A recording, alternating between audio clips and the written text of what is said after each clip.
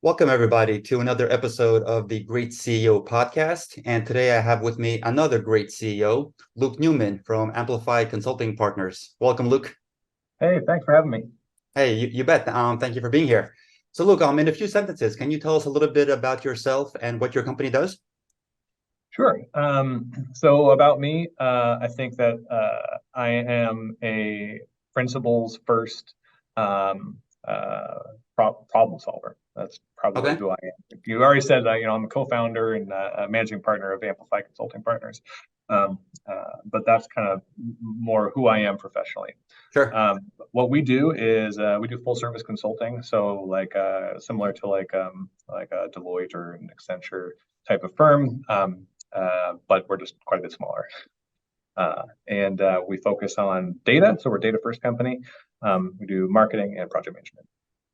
Okay, I love it. I love the data aspect of it because so that already is a specialized form of consulting, but there's definitely other companies that are doing something similar. So what would you say your competitive differentiator is in your market? Sure. So in consulting, anyone who's in services this will probably be resonant. What we are productizing is trust. And you cannot sell trust. You cannot buy trust. You can only earn or borrow trust. Right.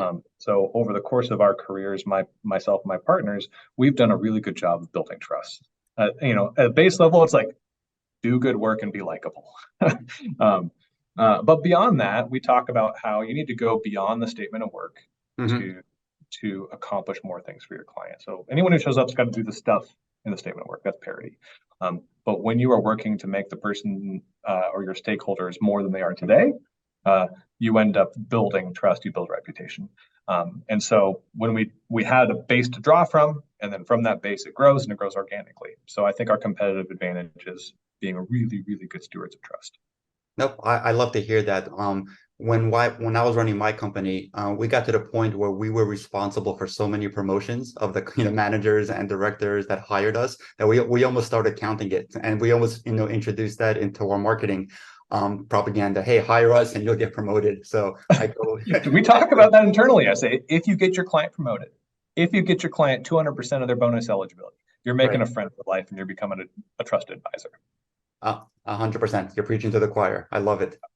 So I was also in the consulting business, and a lot of my revenue was not recurring, but we had to go and win projects year after year. Do you have any of your revenue which is recurring on a yearly basis, or is it more project Yeah. based as well? We do a ton of project-based work. The recurring revenue will be, I guess I would think about it as recurring revenue because they're the same clients. So we have about a Okay, 93% retention rating for clients. nice. Uh, uh, I would say the recurring revenue is probably not exactly 93%, it's probably like 75% or so. So we do somewhere around that of enterprise work, and then mid-market is, 30-40%. Okay, makes sense. Yeah. So from a growth perspective, what would you say your biggest point of constraint is? So if there was like one thing, if it was removed, it would make your growth go a lot quicker and smoother. Totally. We think about consultants and having two, or the people that we hire at our firm having two categories of ability. One is operating ability and one is consulting ability. So, like, Okay. you hire a data engineer. Well, if they understand data pipelines and how to build this better than the next guy, they're probably a very strong operator. But do they understand the nuances of consulting and the right way to ask probing questions, the right way to communicate, the right cadence of pushback, and how frequently you can disappoint your client and how frequently you need Sure. to delight your client, all those kinds of things, right? Um, that those finding one person with both of those skill sets is very difficult. And so I think my biggest point of constraint is finding great consultants that have both. Gotcha. Okay, I get it. So I know consultants work a ton of hours. Speaking about hours, how many hours a week would you say you work, and how do you allocate your time as a CEO? Oh man, I hope no one from my firm watches this. Uh, but no, I'm kidding. I work probably 30 to 35 hours.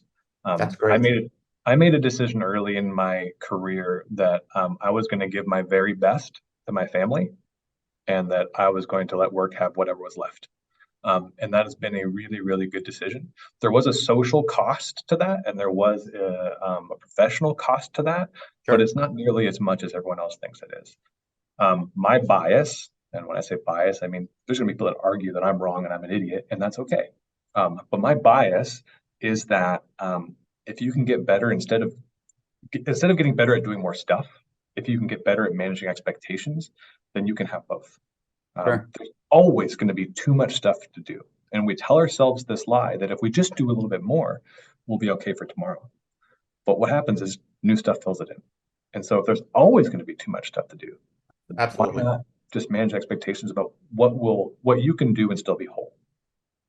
Wow. So kudos to you for recognizing all that and making the necessary changes for a proper balance because, many entrepreneurs, especially early stage entrepreneurs, myself included, I mean, I was of the mindset that I needed to work harder than everybody in my company in order to lead by example.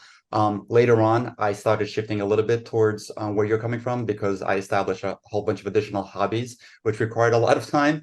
But Yeah. congratulations to for really having that work-life balance, which a lot of CEOs should aspire to. Hey, So go one ahead. thing I would add about that, because I think a lot of CEOs, if they're watching this, are like, that's impossible. I could never achieve that. A big part of that is being able to delegate well. Um, Hmm. and there's a great book called Debrief to Win that can help with that, just around how do you delegate in a way that you know things are going to be done in the way that you would want them to be done. And so Sure. so I would recommend that resource as something that has been instrumental for me to have confidence in the people that I'm delegating to that they'll do things the way that I want. Now, delegation is huge, and you hit the nail on the head. I mean, if you can develop that skill set, that alone is going to go a very long way towards achieving the type of the number of hours that you just mentioned, which is great. So, on that topic, can you give us an example, like in the last 6 months, one or two, big responsibilities that you've been able to delegate to others? Yeah. So, when I'm doing my job well, I'm updating the how. I'm updating how we do things to improve it. And sometimes that's how we sell things. And so AI has been a big, huge, player that's recently entered the chat, Yeah. right? Hmm. Um, and so we need to define our approach to AI. But I don't have time to think about that right now. So I wrote what's called a leadership intent, which is starts with like, what's the purpose of this thing? What are the key activities that I think need to be done in order to accomplish it? And if we're successful, what will it end up looking like in the end state? So three sections: Okay. purpose, activities, and end state. And I wrote that and I handed it off to our technology leader. And I said, hey, here's what I want. And he read it and goes, yep, I think I got it. And he has since gone and executed that vision to develop our position as it relates to AI, as well as an offering as it relates to AI. And he's delivered it to our sales team, and our sales team fed back to me today. They're like, this is incredible.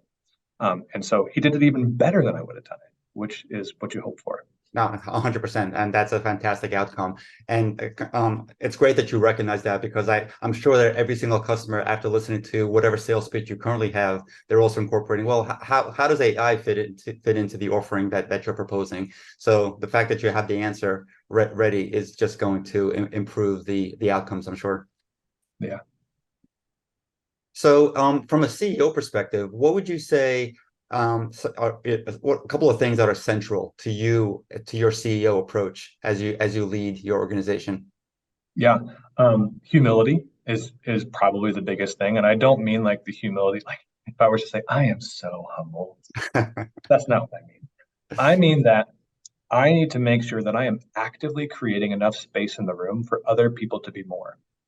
Okay, And that has to be a pursuit.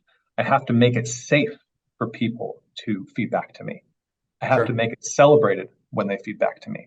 Um, and so if you don't, you lose the opportunity to be more than you are today. And I want to be more than I am today, which means I have to make sure people can hold up a mirror for me. So humility, principles, and values. So values is who I am, and I define those and I make those clear, and that becomes the values of the company. Um, and then principles is how I work. And so I say, hey, this is not the objective best way in the world to work. It's just how I work.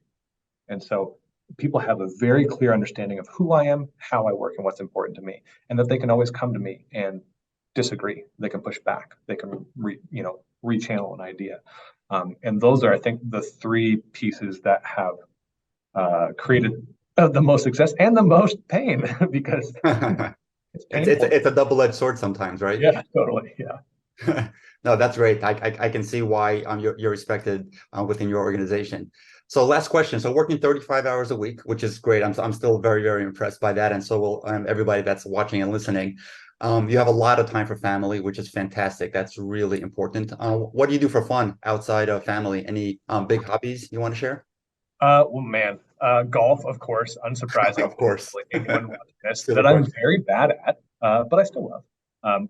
And then softball, which in your 40s, it's less a game about winning against the other team and more a game of trying to make sure you don't get injured, which is a perennial risk.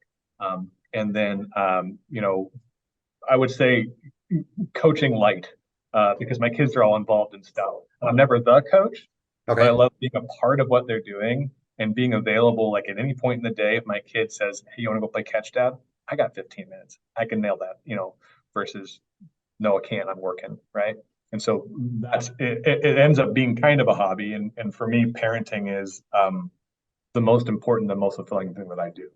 And so being able to really dedicate time to that and not miss out on what's happening with my kids is very much like a hobby that I would invest in.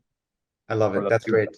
You're gonna leave our listeners with a lot of food for thought. So really, really, really good stuff. I really want to thank you for your time that you spent with us today. And thank you very much. Yeah. Thank you, Stephen. I really appreciate it. Yeah, you bet.